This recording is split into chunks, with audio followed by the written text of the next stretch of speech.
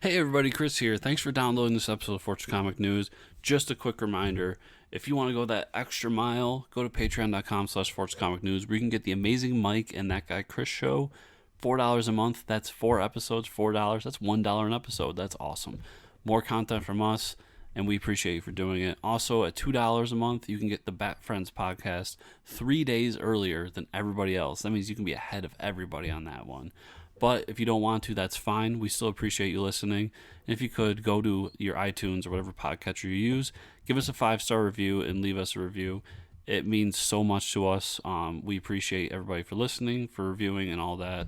So I won't take any more of your time. On to the show.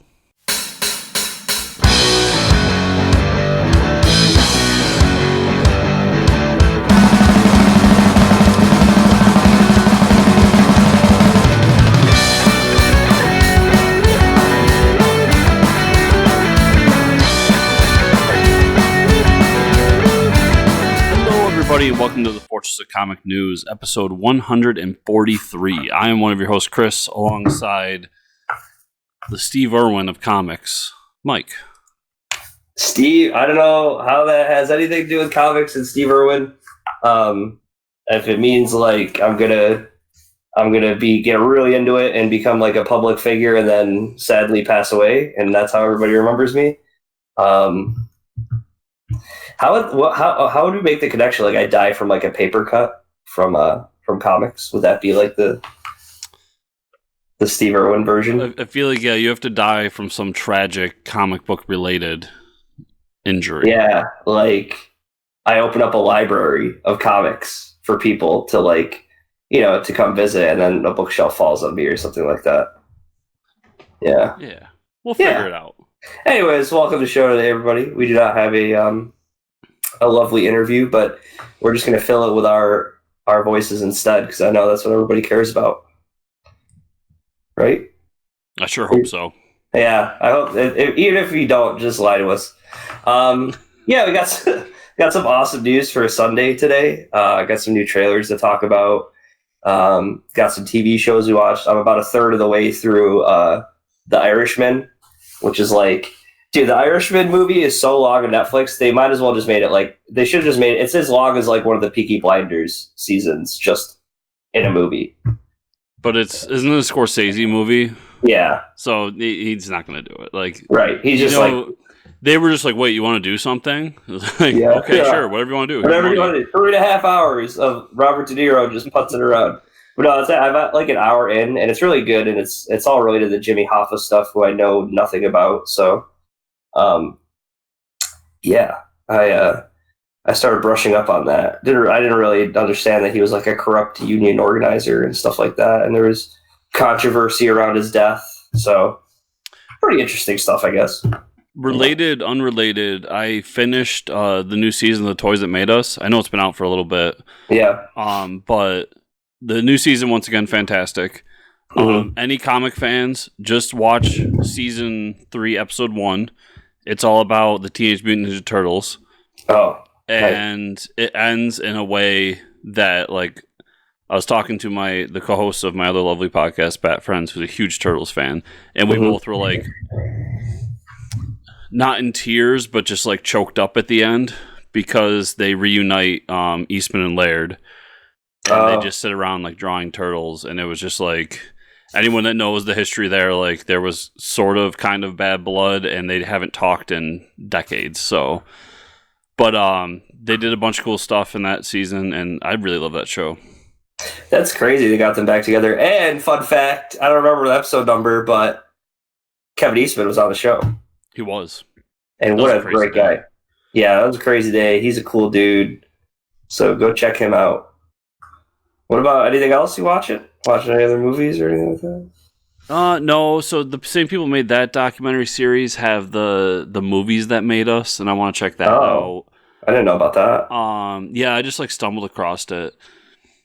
There was something else on that. Oh, like V-Wars came out. Yeah, that looks kind of crazy. Lots of teeth. Lots of vampires. So I've been looking forward to that, and I haven't had a chance to. I just caught up today on the shows that we normally talk about on this lovely podcast of ours. Wow, what a great segue, Chris. Let's do that. Let's jump into the TV. TV news. Stargirl teaser trailer. If anybody's still got DC TV and is caring about Stargirl. Yeah, it was like a very teeny bopper show, which is what Stargirl is. So right, makes sense. Cool. It looked. I mean, it looked fine. Everything there looked to what I expect it to look like. I doubt it's going to pull either of us in, but we'll see. Yeah, I mean, we might be approaching the oversaturation, but we'll see. Really cool poster got released, and the release date of Lock and Key, which is fairly soon, February 7th, 2020. Lock and Key is heading to Netflix, which is an amazing book by Joe Hill, the son of Stephen King, amazing graphic novel series. I'm a huge fan of it. I'm about 4 or 5 trades in.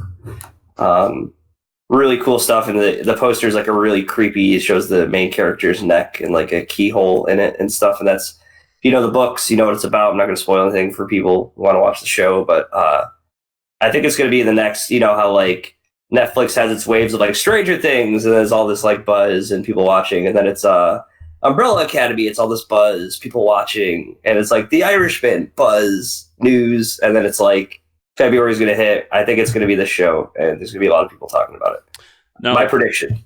One of those comic series I've never read and really want to read. This is all like Cthulhu-esque story arcs, right? No, this is, well, yeah. I mean, it's like, there's story arcs. I'm zoning on the author's name, but he has a universe. Joe Hill. No, the Cthulhu writer.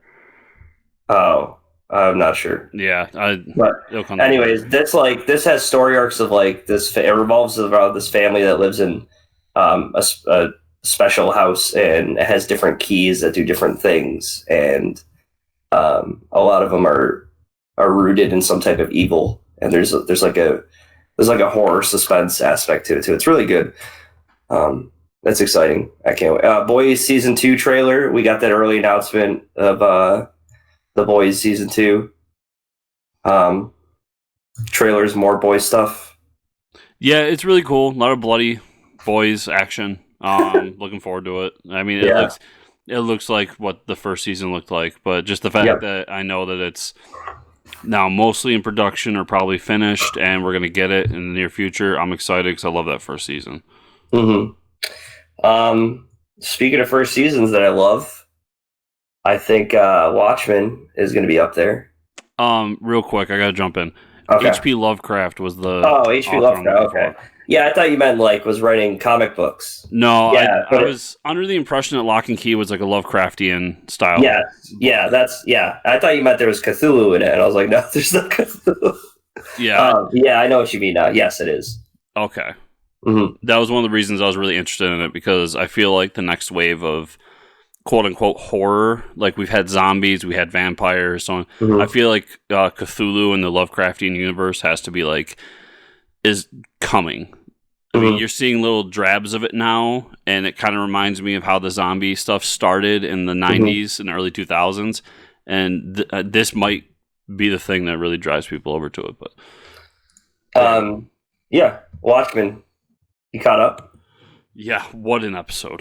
Holy crap. I mean, where do you even begin? I think I don't think I've ever seen this in a show where like Silk Spectre goes to the home of the chief of police that dies and explains like what she thinks the whole plot of like how evil he is and stuff, and the wife's just like, you're right. She's like, wait, what? She like admits to being the evil villain in the plan and everything like right away, and then like she starts pressing this button, and you're like, what the hell is going on? And it drops her in a trap hole in the ground. It's so ridiculous. Which leads to my favorite line of, who has a trap door in their living room?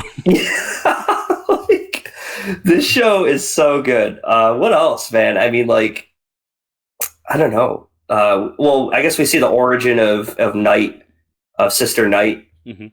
And why she picks the name, and like the tragic origin of her. Like, of course, if she's a hero, her parents have to be dead, right? That's how it works. Yeah.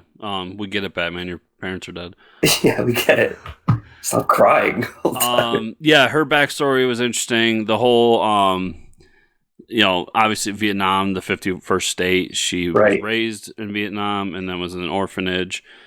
And then she claims that she just came to Tulsa because there was a job opening. She took it, but we learned that her grandmother actually comes to see her and dies tragically.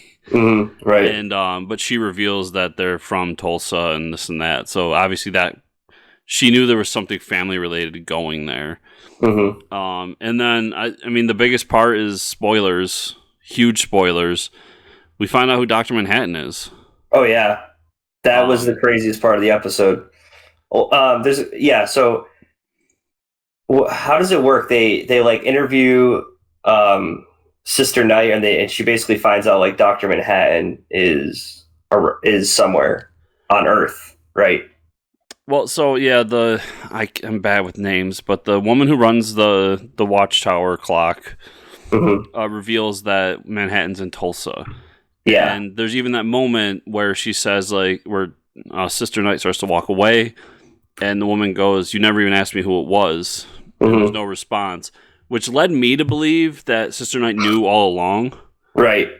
And that's how I took it, because when she came home, her husband or boyfriend or whatever he is there, and she clubs him to death with a hammer.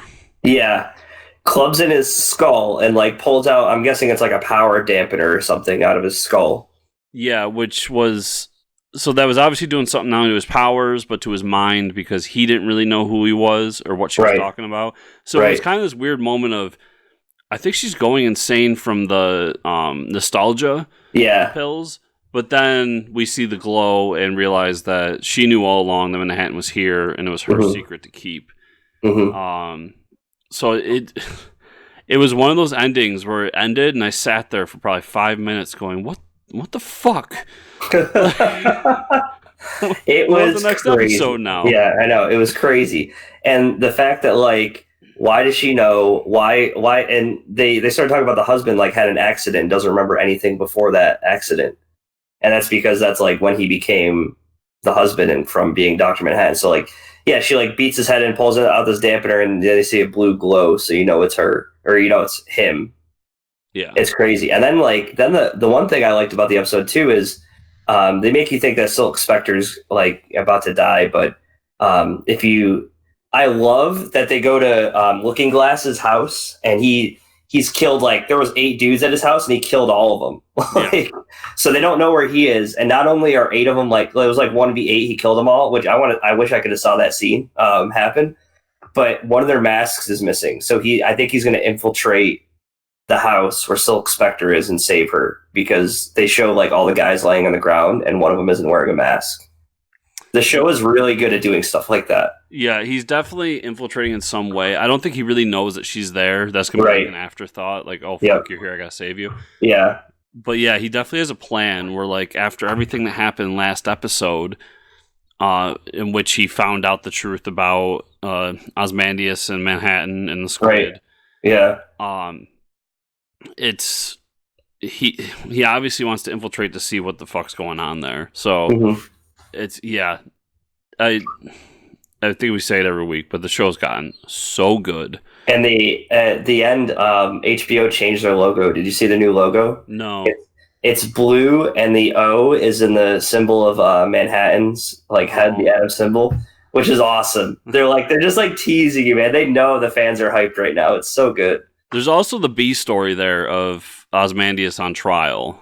Yeah, which was fucked up. It's so weird and ridiculous, man. That whole side of the show is crazy. Yeah, it's crazy, and I like half don't understand what's going on, but I'm loving it so much. Yeah, like I don't really understand it either, but it seems good. Yeah, and I want to see what happens, because at some point he's got to get back to our world and meet up. Right. He's got to be a part of what's going on, or at least he's going to become a part of what's going on. So I'm interested to see where that leads. There's so many great threads going on, and they all are very interesting. I've had conversation with people where like, they're kind of retconning some things, but I don't care, because it makes sense and it's become good storytelling. So right. It's fantastic. I mean, a lot of the stuff that has to be almost retcon, because it's like to make this story into something larger. I mean, that wasn't Alan Moore's real picture of it. He wanted something finished. It wasn't expecting to have all this other extra stuff going on. So yeah, Alan Moore wanted a confined story, and he had an ending for what he wanted to tell. But like the big example is 2 episodes ago when we found out that Hooded Justice was black. Like that's a big retcon. Although Hooded Justice was never really shown without his mask. Yep. The intention was that he was a white man in that society. And that was a big retcon, but it was a good retcon. It makes sense. Like, why would he call himself Hooded Justice? You know what I mean? Like, why would he pick that costume to begin with? So, yeah, I think it was great. All right. So now that we've made this the Watchmen podcast, CW-verse shows. I watched Flash this week. It was okay. They pretty much had to resolve the whole blood guy Venom and get Evil Barry. They were calling him Dark Flash, I guess.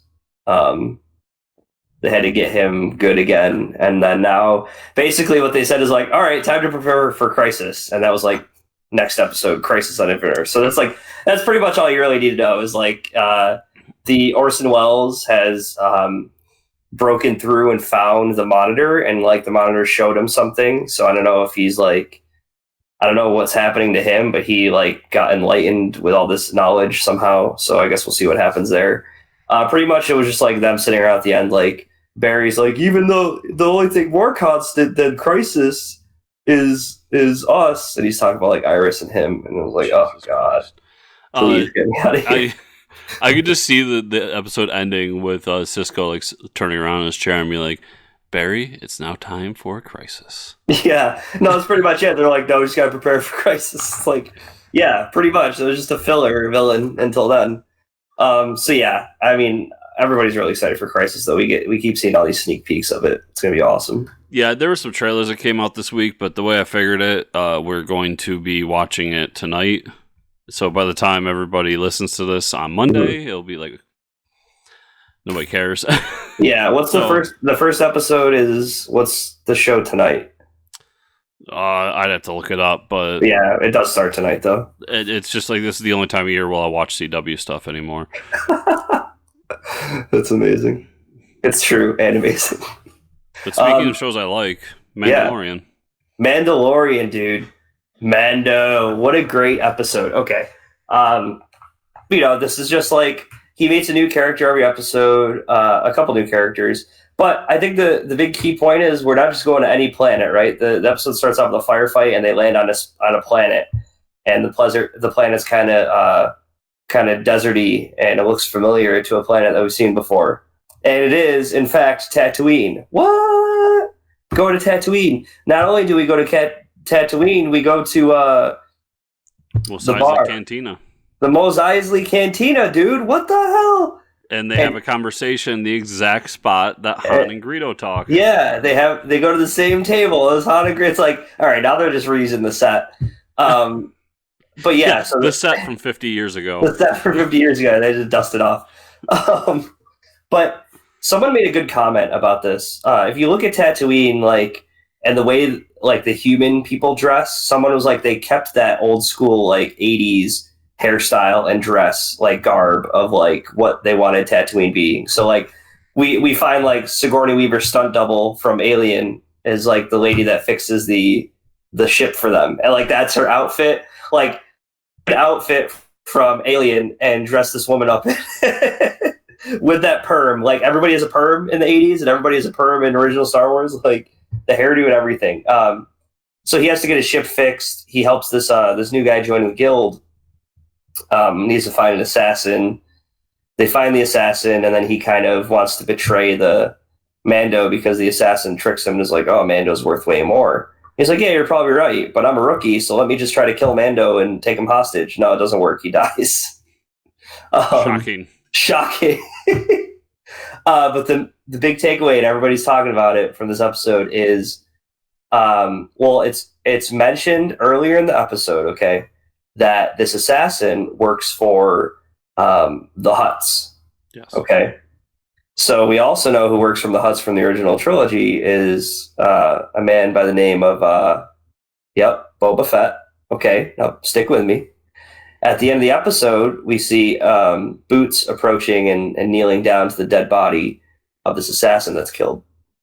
and it has a spur sound. Now, I don't know, there's people have said online that Boba Fett always has like spurs when he's walking, makes that same sound. I don't know if that's true or not. I don't enhance the audio and like zoom in on the movies, like get in there with like all my camera work. But I think it makes sense, right? Why else have this episode on Tatooine if it's not Boba Fett? Yeah.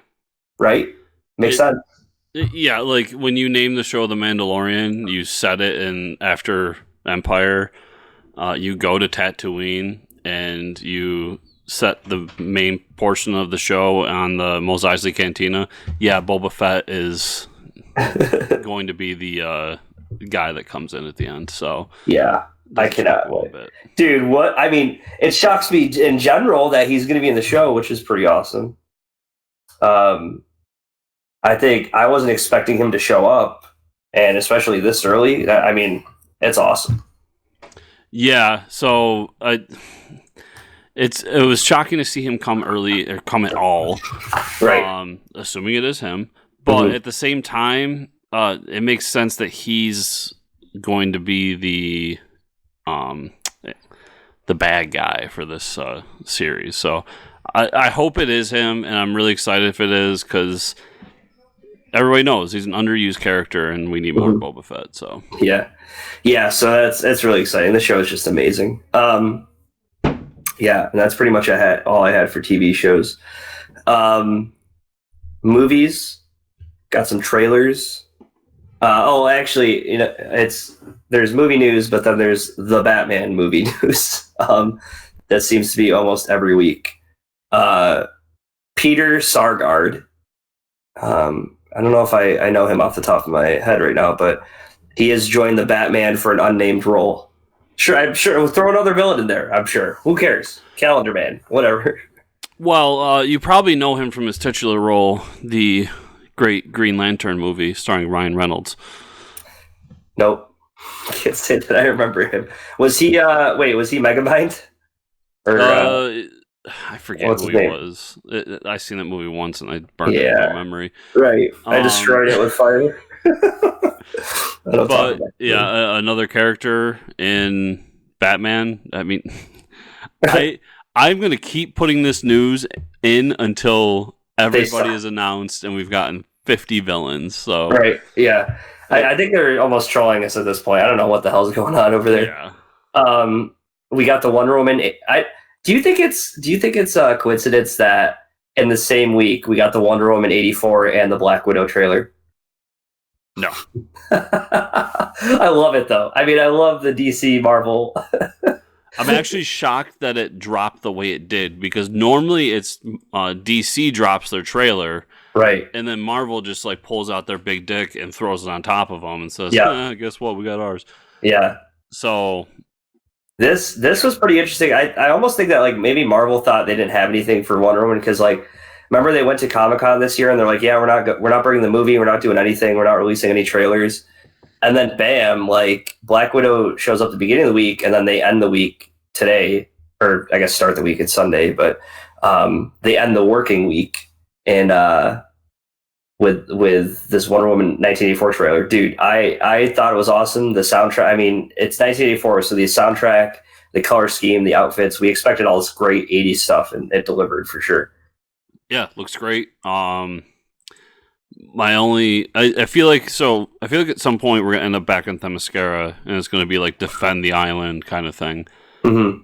And I hope that's right, because they show a lot of Themyscira and a lot of like little, but yeah, like teenage girls training. So I hope we're not going into like trying to tie this into an origin thing. No, I don't think so. I mean, outside of that. I really liked everything we saw. Riding the Lightning, obviously there's something with Zeus there. Apparently, hope we get more interaction with some sort of gods. And the whole Steve Trevor conundrum, like we don't know if he's time displaced or what's going on, but he's obviously hasn't been alive this whole time because he's very confused by everything around him in this trailer. So didn't know the main villain is going to be Pedro Pascal, who is actually the Mandalorian himself. Yes. I didn't recognize with all the hair and makeup. I was like, that voice sounds very familiar, and it is him. In fact, I'm like, I've been listening to that voice for like 5 episodes now. Like you haven't seen his face. I'm like, that voice. I know that voice. Oh yeah, it's the Mando. And also, yeah, like Steve Trevor does.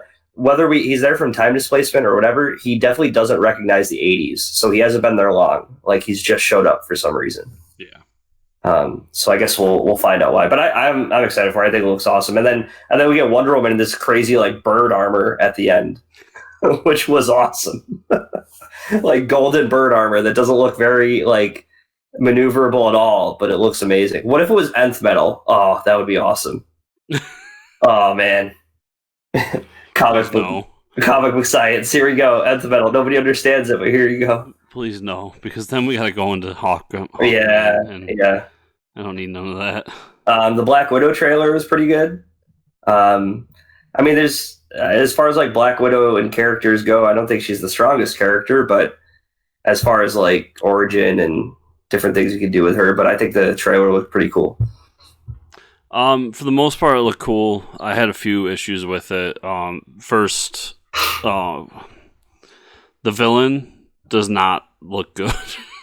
Oh yeah, the Taskmaster. Taskmaster, yeah, he looks very generic. Yeah, and I'm hoping that's just an early shot, and he gets better armor later. Mm-hmm. I'm not trying to be too hard on it because we've seen where we saw early stuff, and it doesn't meet our standards, and then right, it's just an early shot.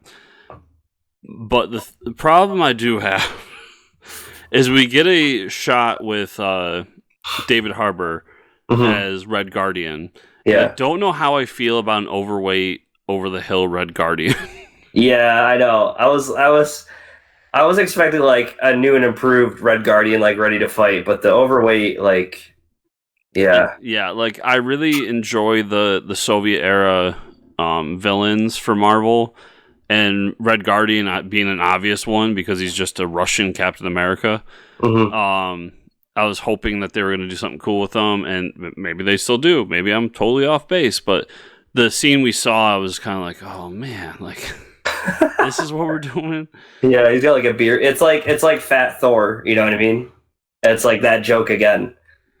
Kind of, yeah. It's like what it reminded me of. It's to me, it's more like Dad Thor. Like, yeah. You know, the kids are all in trouble, and now Dad has to come out and help them. Like, oh right? My God.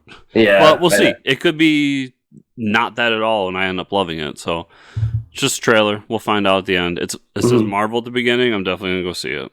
Yeah, I'll probably see it too. With that being said, I guess we'll jump into the comic book news here. Surprisingly, Marvel announces another X-Men title called Helions by Zeb Wells, art from Steven Segovia for March. The X-Men that it includes is Wild Child, Empath, Psylocke, Havoc, Mr. Sinister, Nanny, Orphan Maker, and Harpoon.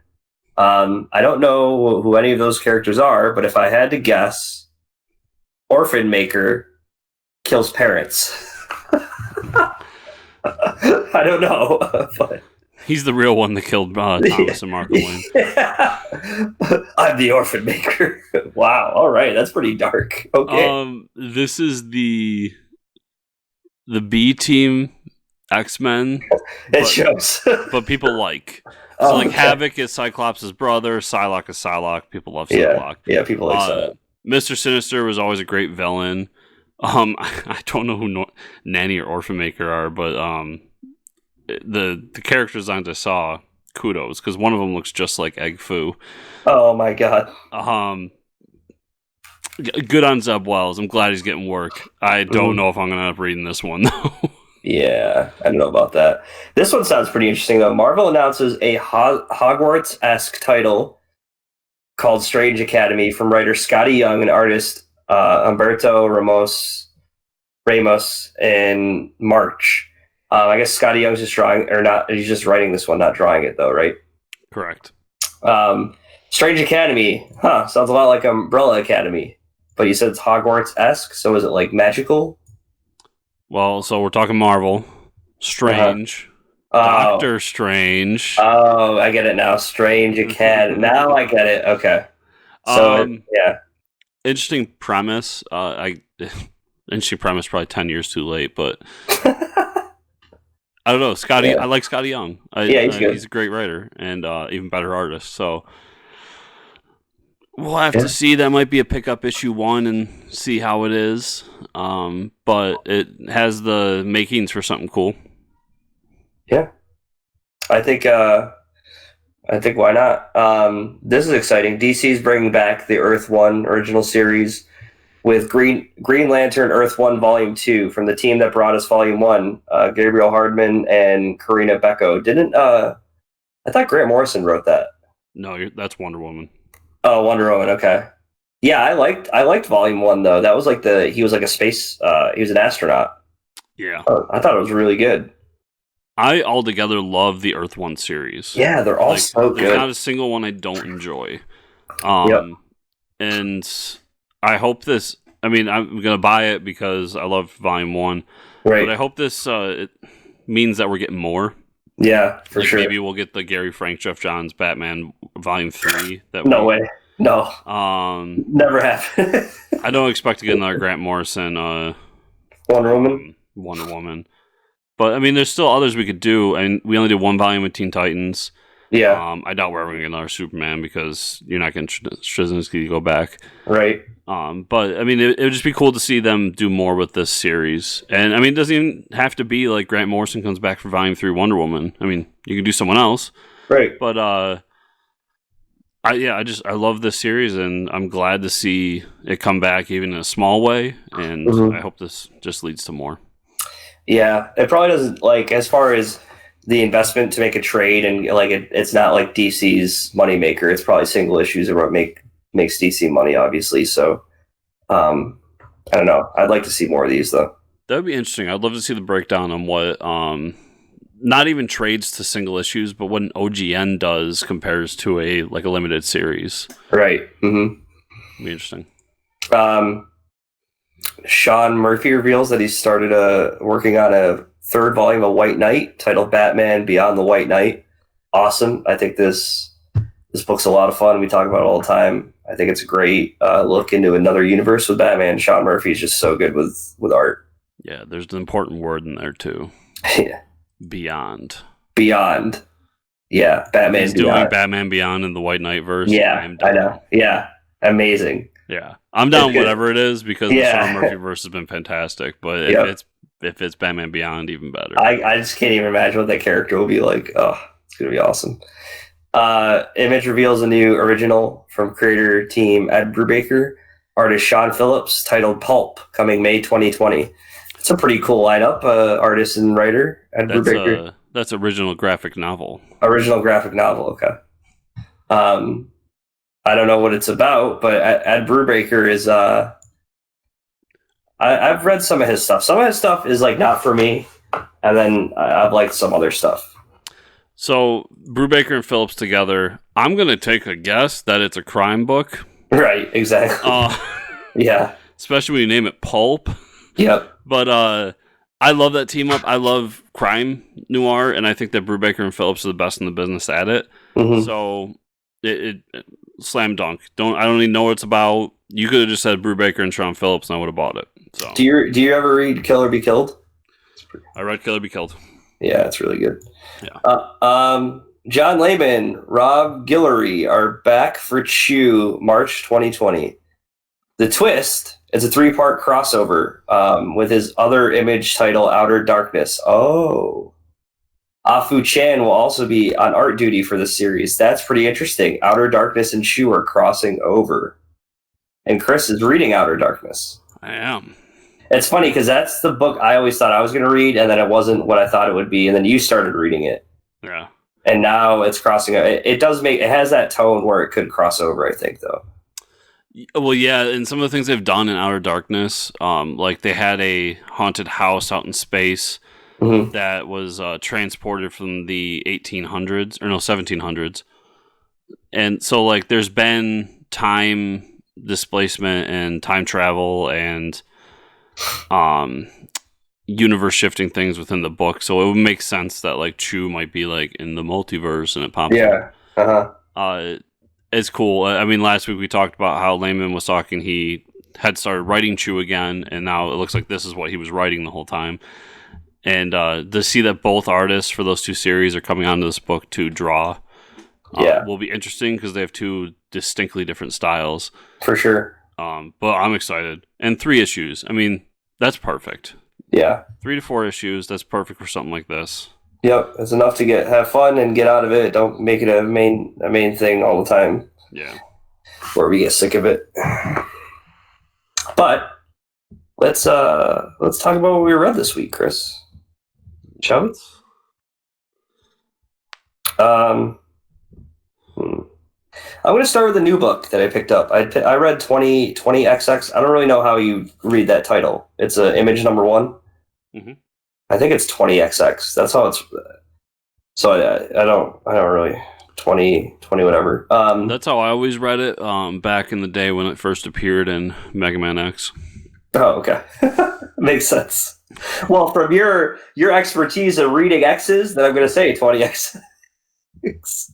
Or 20 double X. Either way, it's a new Image comic. Number 1 came out that I tried. I honestly I really like the art style. It's almost realistic but it's all black and white. It's really cool. If nobody just to open the book and look at the art, it's pretty cool. Basically, we're in I don't know if it's like post-apocalyptic, but it shows us we're in Alaska, and along the Alaskan border, there's like, or at least the shore, there's like the city separated. There's like a wall along the shoreline, and then people that live outside the wall. We find out there's a symbiotic virus that has a 1% survival rate, and the main character, her life is going really well, but randomly, like, they'll lose friends and loved ones to this symbiotic virus because it just kills you. Like you start coughing one day, you get it, and you die. And it's like a black goo. It's almost like Venom. It's like Venom. What if Venom was more realistic and it was an actual virus that killed people and they couldn't do anything about it? But the main takeaway here is the 1% that lives, and the main character does live, gets telekinetic powers. And that's basically what you get from the symbiotic relationship with this virus. So the people that are have the symbiote, though, or the virus that it lived, they don't have to wear masks. So like they're easily identifiable out in public. So a lot of people that if they're ashamed of it, they'll wear masks so they can breathe the clear air instead of the virus. But so she goes in the underground. She's looking for her cousin because she knows her cousin has the virus, who survived the virus. He's part of a gang. So like all of the people with the virus are kind of looked down on. She loses her job and they don't want her back because they think she's like dirty now. There's all this gang violence. So she goes looking for her cousin, basically in the underground where like all the mutated people hang out. And she runs into some bad guys that are like trying to kill her cousin, and they end up like he's more in control of his power, so he's like throwing things out with his telekinetic powers. And one of the evil people, the bad people trying to kill the cousin, like happens on her, and the last shot of the book is like her freaking out and saying stop like that, and like just completely explodes the guy's head. Like, because she doesn't know how to use her powers or control them, like the guy's head just like obliterated, and then like that's how the issue ends. It's really good. Once in a while I'll check out these image number 1s just to see what they're all about, and I'm gonna probably stick with this one for a few issues. It was really good. Cool. Justice League number 37, The Big War Part 5 or whatever.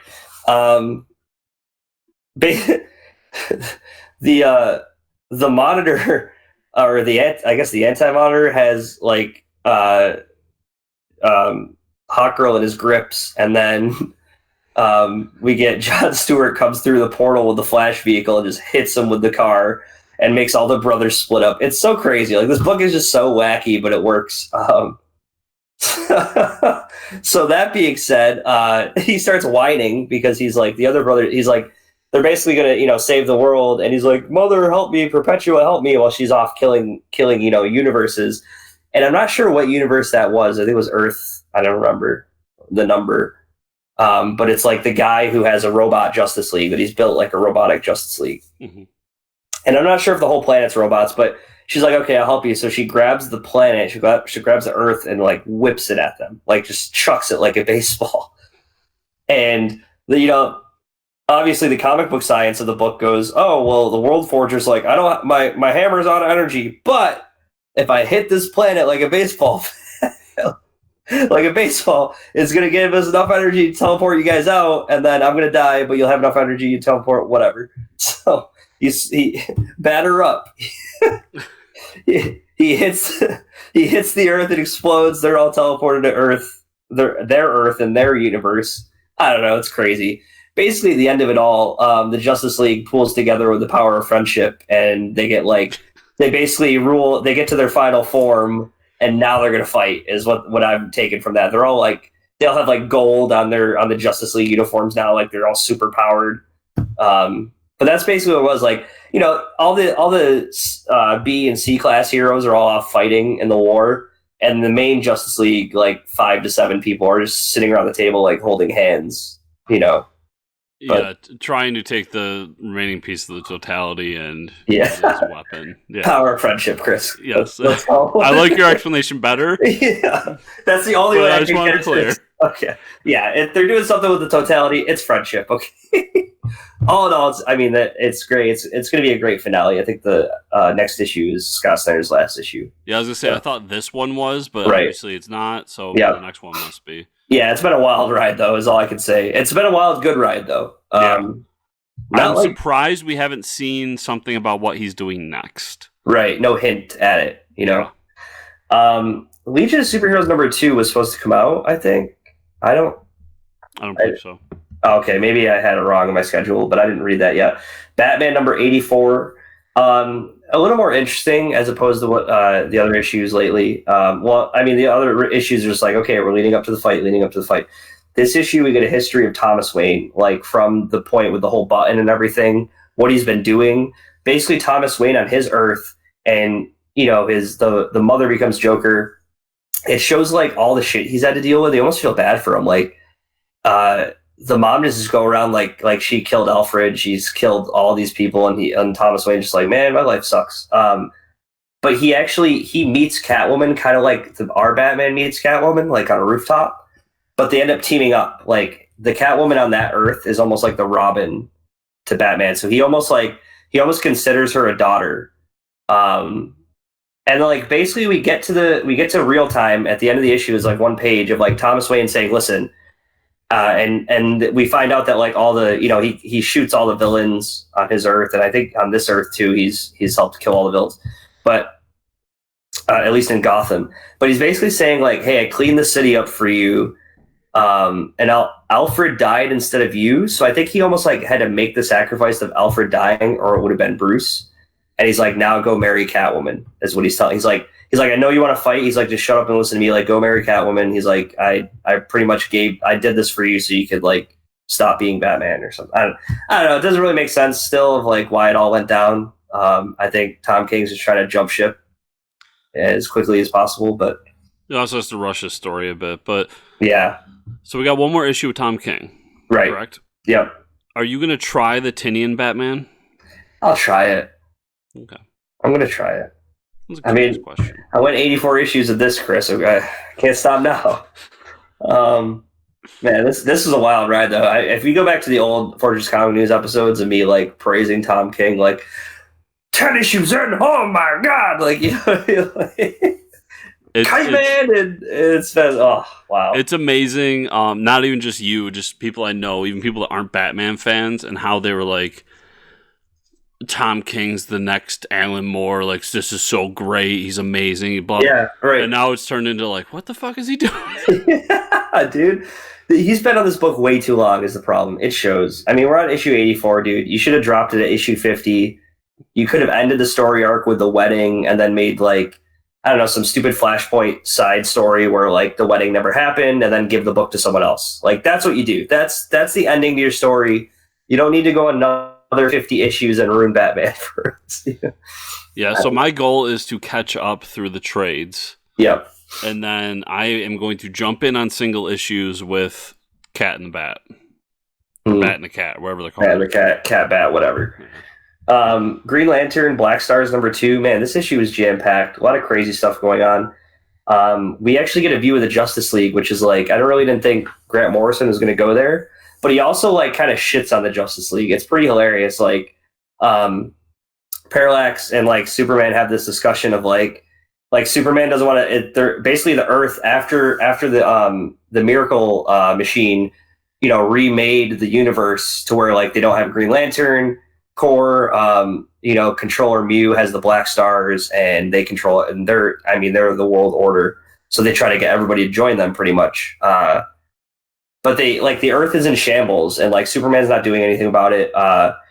And pretty much they tell him like, because you're such a being of power, like you being on the Earth is the reason it's becoming destroyed. Like there's like he gets like kind of scientific about it. Like, since you're so powerful, like the longer you stay here, it's just gonna like tear the Earth apart and create like a black hole, because like the gravitational force of just it was pretty cool. I've never heard it like explained like that. Like he's gonna pretty much wear the Earth down from just being there. So the Black Stars come to Earth and they offer their help, and obviously there's a disconnect between Superboy and Superman. Like, Superboy almost assumed that his father would just like want to work with them, and he basically is like, no, stay away from Superboy. You guys are like, we're not, even though you want us to join you and you'll save the Earth, like we're just going to deal with it. We don't need your help. But in the background, like, Damian is like, well, this doesn't sound good for all of us. Like, it sounds like the Earth soon. But then they show like the day in the life of Batman, and he's like dealing with shitty villains, like over in Gotham. But it's like it's almost kind of satire to like the superhero comics, because they talk about like, the way to describe it is like, oh, you have to deal with a villain of the week from like some depression verse or something like that, and it's like basically like you just are cooking up some new event, and it's like it's totally shitting on like the current state of like those type of team up comics. So I read a whole breakdown of this issue. Yeah, because I'm not reading Green Lantern, right? But I read the whole breakdown and how he uses different panels to shit on things independently. So right. There's moments where he specifically calls out Bendis. There's moments where he specifically calls out Snyder. Oh yeah. Like there's a moment in there where he specifically calls out Tom King. Oh, I didn't even notice that. Yeah, like it's not like he's like, oh fuck Tom King, like, yeah. But like the way the panels are structured, he does it in a way of those guys' writing style, and kind of like shows how like your writing style is ridiculous. Yeah.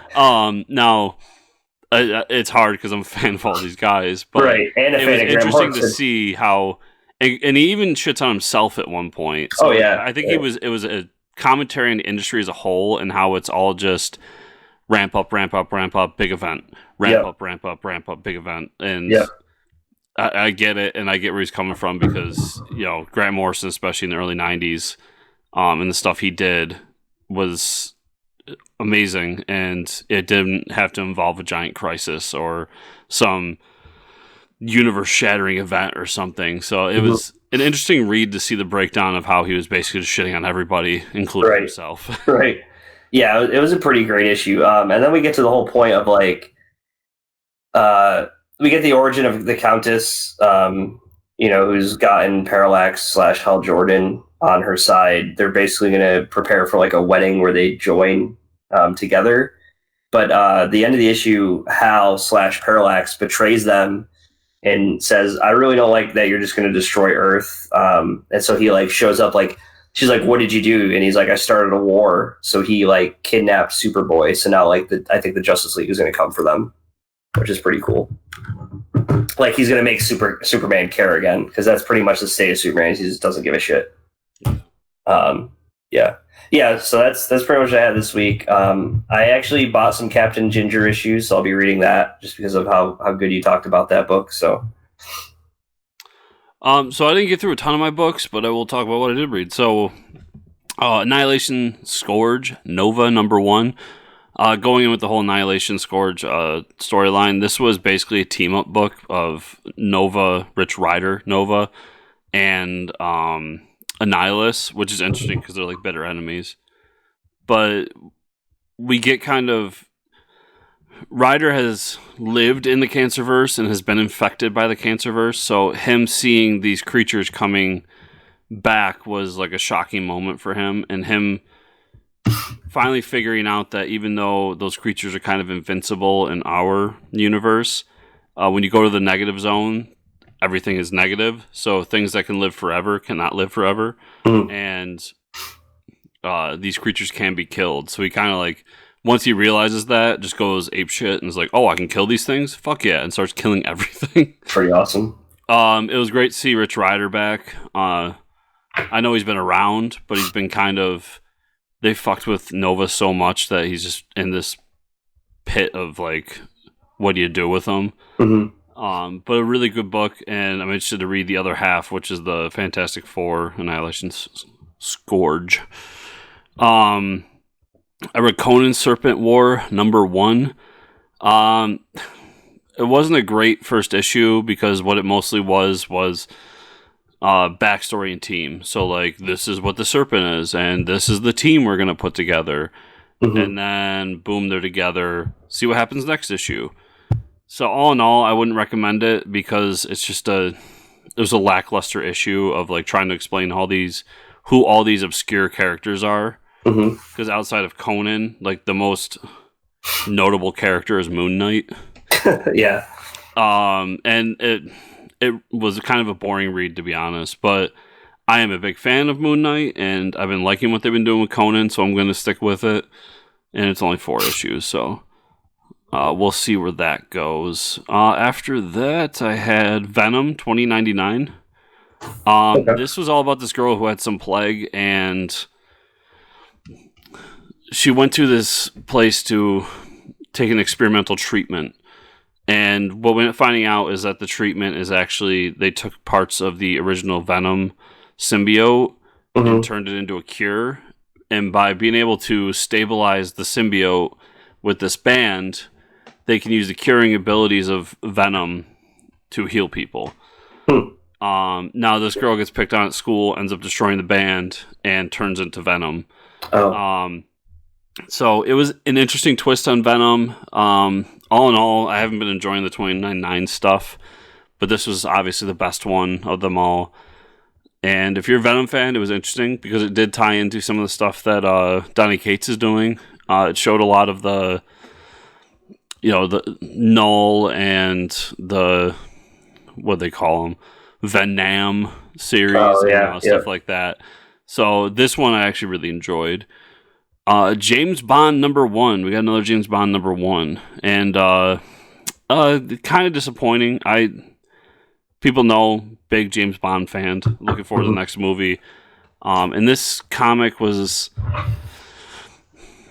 James shows up on 3 pages. So, oh man, it was a story about like there's some sort of international theft. So obviously Bond's going to come in, because he comes in on the last page to be like, I'm James.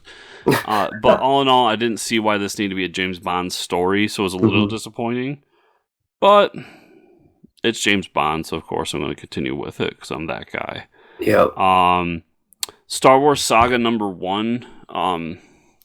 This was originally my pick of the week, and I misremembered what it was. It's a recap. Yeah, that's why I was gonna read it. I just haven't gotten to it.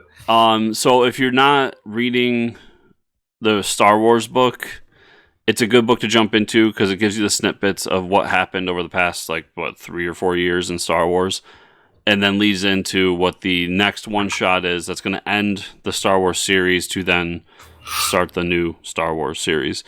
So for me, wasn't that great, but if you're interested in jumping in on Star Wars and just want to kind of jump in without having to read 70-something issues of books, this is a great way to do it in one kind of an oversized book. I think it was 30 or 40 pages. And then X-Men #3, in which 3 grannies who are horticulturists find a way to hack the cocoa plant so that they can transport with the mutants, and then go all poison ivy on a bunch of mutants and turn them into plants.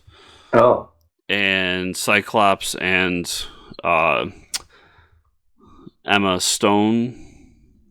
White, I forget her name, but have to go and save them. So it was a different issue. That's weird. I got no clue what the fuck Hickman's doing, but nobody does. Faith. Yeah, I have faith in Hickman. But yeah, so these group of grannies come. We end up finding out that they were these scientists that were working on ways to make food and plants more accessible to people. Mm-hmm. And through the corporation they work for, were forced to create these plants that couldn't be regenerated, basically seedless plants. Mm-hmm. And that was a way to make the corporation more money by trying to sell it to these farmers over and over again. They didn't like that and decided to go rogue and are trying to find a way to control the entire world's crop harvest. And with the introduction of cocoa, that kind of muffled with their plans, because now they have this sentient plant being out there that's messing with things. Oh, Very strange issue. Wow. Very, very strange. But it was fun, and it's drawn beautifully. So okay. the X-Men proper book has been the strangest read, where the other ones I've read, especially Excalibur, are just awesome. So it's been a weird ride for the X-Men books, but we'll see where they all land. Awesome. So that was really it. Mike, where can people find you on those internets? You can find me at Fortress Ricker on Twitter. Where can they find you and or the show, Chris? Well, they can find me at Fortress Chris on Twitter, or they can find the show and everything we do at fortresscomicnews.com. Remember, people, if you are listening to our beautiful voices, to give us a 5-star review on whatever podcatcher you're using. And if you are watching us, to like, subscribe, share, hit the bell button, all that fun stuff, comment below. And all that means the world to us, and it helps us all out, and we appreciate it. So I think that's all for this week. We'll see you all next week.